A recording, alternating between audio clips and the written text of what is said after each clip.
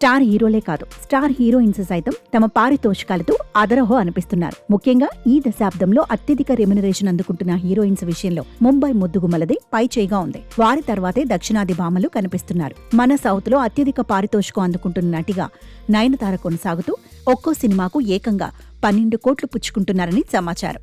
నయనతార తర్వాతి స్థానంలో త్రిష ఉన్నట్లు తెలుస్తోంది. వీరి పారితోషికాలు చూస్తేనే దక్షిణాది ప్రేక్షకులు ఆశ్చర్యపోతుంటారు.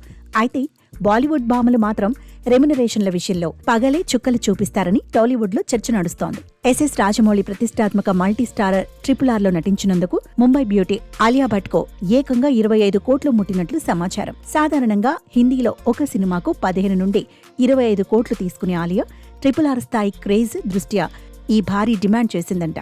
అలియా నటించడం వలన ఉత్తరాది మార్కెట్లో RRR కు తిరుగులేని క్రేజ్ లభించింది. ఈ వ్యూహం కారణంగానే ఆమెను నాయికగా ఎంపిక చేశారని, ఇది సినిమాకు నార్త్లో భలేగా కలెక్షన్లు సాధించడానికి దోహదపడిందని సినీ విశ్లేషకుల అభిప్రాయం.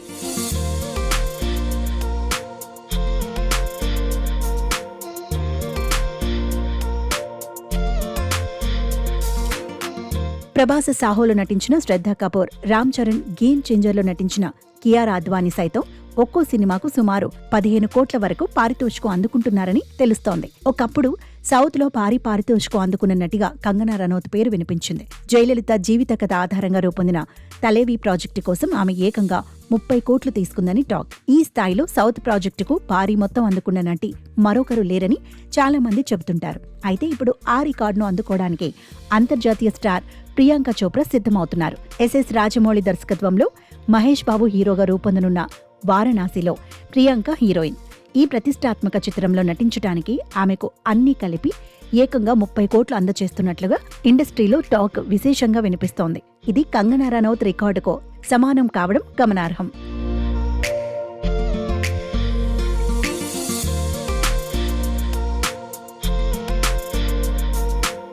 ప్రియాంక చోప్రా స్థాయిలోనే దీపికా పదుకునే కూడా పుచ్చుకుంటూ ఉంటుంది. అయితే ప్రియాంకకు ఇంటర్నేషనల్ స్టార్ ముద్ర ఉంది, దీపికకు అంత సీన్ లేదు. అయినా దీపిక కూడా టాలీవుడ్లో భారీ పారితోషికాన్ని డిమాండ్ చేసింది. అందువల్లే ఆమెను సందీప్ రెడ్డి వంగ తన స్పిరిట్ నుండి నాగ్ అశ్విన్ రాబోయే కల్కి 2898 AD సీక్వెల్ నుండి తప్పించినట్టు సమాచారం. పైగా స్టార్ హీరోస్ లాగా దీపిక కూడా తాను నటించే సౌత్ మూవీస్ ప్రాఫిట్స్ లో షేర్ ఇవ్వాలని డిమాండ్ చేసిందట. ఆ కారణంగానూ దీపికను మన వాళ్లు వద్దనుకున్నట్లు తెలుస్తోంది. కల్కి 2898 ADలో నటించినందుకు దీపిక 20 కోట్లు డిమాండ్ చేస్తే మేకర్స్ 18 కోట్లు ఇచ్చారని టాక్. ఏది ఏమైనా ఉత్తరాన మెరిసే భామలను దక్షిణాది చిత్రాల్లో బుక్ చేసుకుంటే 15 కోట్లకు పైగా సమర్పించుకోక తప్పదని అంటున్నారు సినీ జనం. మరి పాన్ ఇండియా మూవీస్ తీస్తూ నార్త్ హీరోయిన్స్ ఉండాలని కోరుకునే మేకర్స్ రాబోయే రోజుల్లో ఎలా సాగుతారో చూడాలి.